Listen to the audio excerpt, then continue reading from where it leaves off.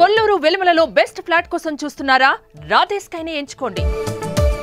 Yes, ఇవాళ AP అసెంబ్లీలో నాటకీయ పరిణామాలు చోటు చేసుకున్నాయి. అందరూ కూడా ఇక జగన్మోహన్ రెడ్డి అసెంబ్లీకి రారు అంటూ కూడా రకరకాల ఊహాగానాలు అయితే వచ్చాయి. కానీ ఏదైనా ఒక ఎమ్మెల్యే అసెంబ్లీకి హాజరు కాకపోతే, అసెంబ్లీ సమావేశాలకు హాజరు కాకపోతే అతని మీద అనర్హత వేటు వేసేటువంటి అవకాశం ఉంది. సో అనర్హత వేటు నుంచి తప్పించుకోవడం కోసమే ఇవాళ జగన్మోహన్ రెడ్డి అసెంబ్లీ సమావేశాలకు, బడ్జెట్ సమావేశాలకు హాజరయ్యారనేది అందరికి కూడా తెలుస్తున్నటువంటి విషయం. అయితే ముఖ్యంగా అక్కడ జగన్మోహన్ రెడ్డి ఎంతసేపు ఉంటారు? గవర్నర్ ప్రసంగంలో ఆయన ఆద్యంతం ప్రారంభమైనప్పటి నుంచి చివరి వరకు కూడా గవర్నర్ ప్రసంగాన్ని ఆయన వీక్షిస్తారంటూ కూడా అందరూ కూడా భావించారు. కానీ అనూహ్యంగా అక్కడ జగన్మోహన్ రెడ్డి కేవలం 5 నుంచి 10 నిమిషాలు కూడా ఉండనటువంటి పరిస్థితి.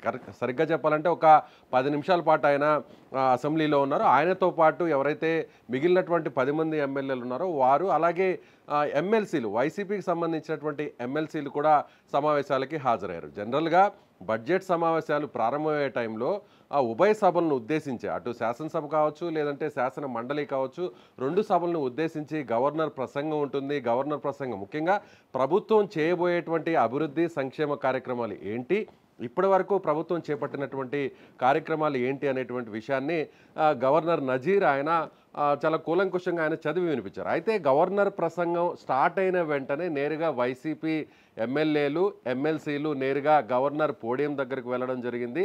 తమకు ప్రతిపక్ష హోదా ఇవ్వాలంటూ కూడా కొన్ని ప్లకార్డ్స్ను వాళ్ళు పట్టుకుని అక్కడ గవర్నర్ ప్రసంగాన్ని అడ్డుకునేటువంటి ప్రయత్నం కూడా చేశారు. అయితే ఎక్కడ కూడా గవర్నర్ ఎక్కడ కూడా వీరి ఆందోళన కానీ వీరి నిరసనలు కానీ ఎక్కడా కూడా పట్టించుకోకుండా ఆయన తన ప్రసంగాన్ని కొనసాగించారు. అయితే జగన్మోహన్ రెడ్డి మాత్రం తనకు కేటాయించినటువంటి ఎమ్మెల్యేగా ఆయనకు కేటాయించినటువంటి ఆ స్థానంలోనే ఆయన అక్కడే నిల్చుకుని ఆయన కూడా కొద్దిసేపు నినాదాలు చేశారు. ఆయనతో పాటు బొత్స సత్యనారాయణ కూడా పక్కన ఉన్నారు. అలాగే సీనియర్ నాయకులు పెద్దిరెడ్డి రామచంద్రారెడ్డి కూడా అక్కడ ఉన్నారు. అయితే కేవలం బొత్స సత్యనారాయణ అలాగే జగన్మోహన్ రెడ్డి ఈ ఇద్దరు మాత్రం గవర్నర్ పోడియం వద్దకు వెళ్లకుండా కేవలం వారికి ఎక్కడైతే కేటాయించినటువంటి సీట్స్ ఉన్నాయో అక్కడ మాత్రమే నిల్చుకొని నిరసన తెలిపినటువంటి పరిస్థితి. మిగిలినటువంటి ఎమ్మెల్యేలు కావచ్చు, ఎమ్మెల్సీలు కావచ్చు, వీరందరూ కూడా నేరుగా, అంటే గవర్నర్ ప్రసంగం స్టార్ట్ అయినటువంటి కొద్ది నిమిషాల్లోనే నేరుగా అక్కడికి వెళ్ళడం జరిగింది. ప్రసంగాన్ని అడ్డుకునేటువంటి ప్రయత్నం చేయడం జరిగింది. ముఖ్యంగా వైసీపీ అయితే మాత్రం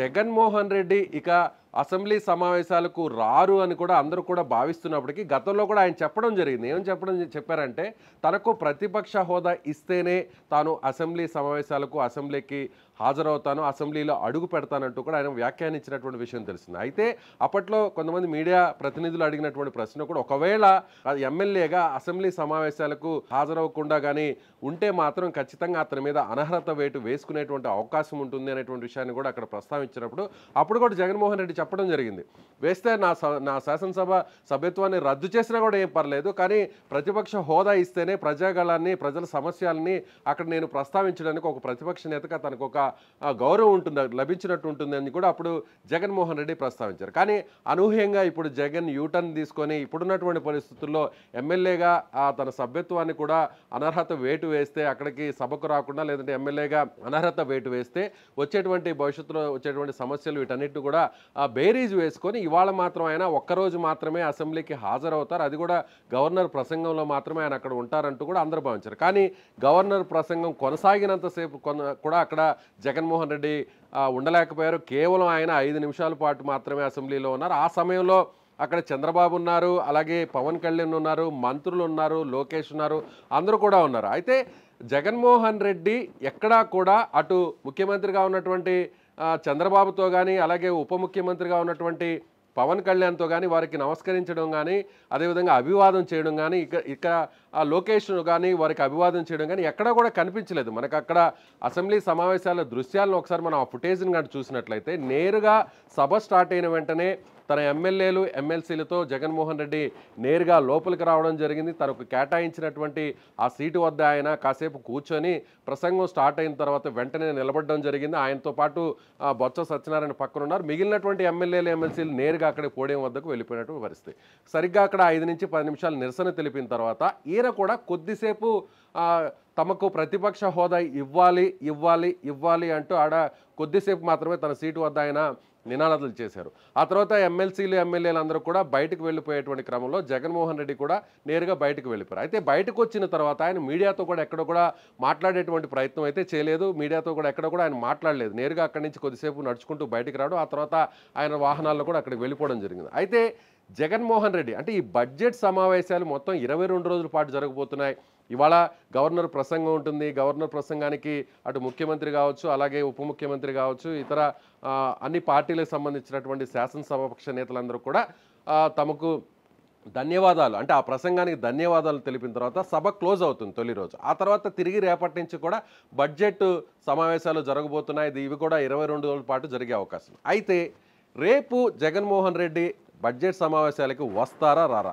మనకు అందుతున్నటువంటి సమాచారం ప్రకారం చూస్తే ఇక మళ్ళీ కూడా మరొక 6 నెలల పాటు బడ్జెట్ సమావేశాలకు వచ్చేటువంటి పరిస్థితి లేదు అనేది చాలా క్లారిటీగా మనకు అర్థమవుతుంది. కేవలం అనర్హత వేటు నుంచి తప్పించుకోవడం కోసం మాత్రమే జగన్మోహన్ రెడ్డి ఇవాళ రావడం జరిగింది. అది కూడా గవర్నర్ ప్రసంగం అంటే ఒక రెస్పెక్ట్గా, ఒక మర్యాదపూర్వకంగా వచ్చినట్టు భావించవచ్చు.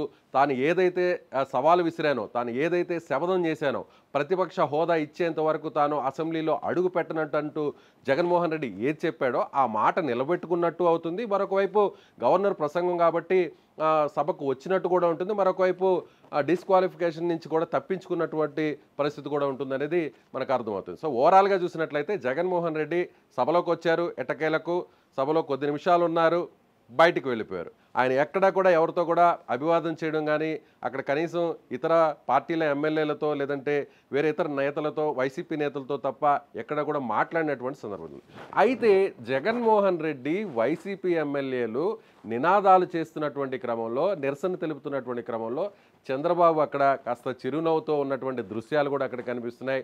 అలాగే పవన్ కళ్యాణ్ కూడా మౌనంగా అక్కడ జరుగుతున్నటువంటి సన్నివేశాలని అన్నింటిని కూడా ఆయన చూస్తూ మౌనంగా ఉన్నటువంటి ఆ దృశ్యాలు కూడా మనకు ఫుటేజ్లో కనిపిస్తున్నారు. అలాగే నారా లోకేష్ కూడా అటువైపు కూడా చూడకుండా నేరుగా గవర్నర్ వైపు, వీరందరూ కూడా వైసీపీ ఒక ఆందోళన చేస్తున్నప్పటికీ ఎవ్వరు కూడా అటువైపు కన్నెత్తి కూడా చూడలేదు. అందరూ కూడా గవర్నర్ ప్రసంగాన్ని ఆలకిస్తున్నారు, వింటున్నారు. ఎక్కడా కూడా వైసీపీ చేస్తున్నటువంటి నిరసనలు కావచ్చు, లేదంటే తన సీటు వద్ద నిలబడి జగన్మోహన్ రెడ్డి చేస్తున్నటువంటి నినాదాలను కూడా ఎవ్వరు కూడా పట్టించుకోలేదు. సో జగన్మోహన్ రెడ్డి ఇంకా మళ్ళీ అసెంబ్లీకి వచ్చే పరిస్థితి లేదనేది చాలా స్పష్టంగా అర్థమవుతుంది. మీరేమనుకుంటున్నారు?